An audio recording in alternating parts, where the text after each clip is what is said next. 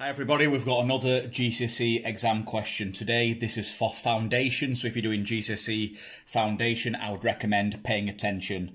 There's a couple of other questions based on my last video for A-level and further maths, which I'll go through in a separate video, but this is GCSE foundation. So let's start to go through this question, which I definitely think will be on the exam.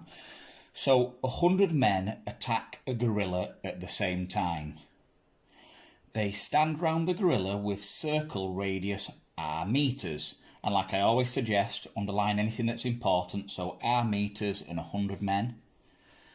The men move in and out at the same time, keeping a circle around the gorilla. And we've got a brilliant diagram here showing the radius. Always pay attention to these diagrams because they can help you with the question.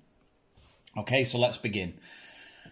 So what is the circumference of the men in metres? Well, when we've got a question like this with a circle, we need to remember the formula for the diameter of a circle. So the diameter of a circle is pi times d, where d is the diameter. But we don't have the diameter, we only have the radius. So the first thing we need to know is that the radius multiplied by 2 equals the diameter.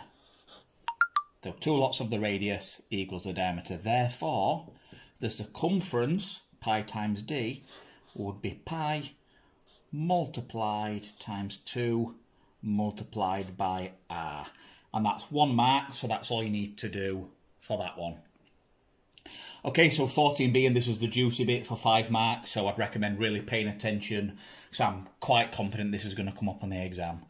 So the gorilla has a special berserk attack.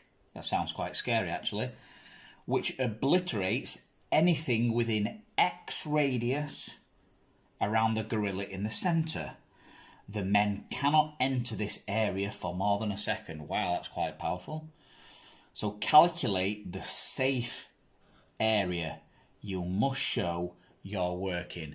So I reckon what this means is if this is the circle, so the men are stood on the perimeter of this circle, if the gorilla, and I'll just move the paper a little bit so you can see fully, if the gorilla's in the middle, then they're going to be able to attack around this area. Okay, so let's colour that in. Therefore leaving this area around here, okay? So let's have a look. So what I would start off by doing is calculating the total area of this, and then taking that total area and minusing the area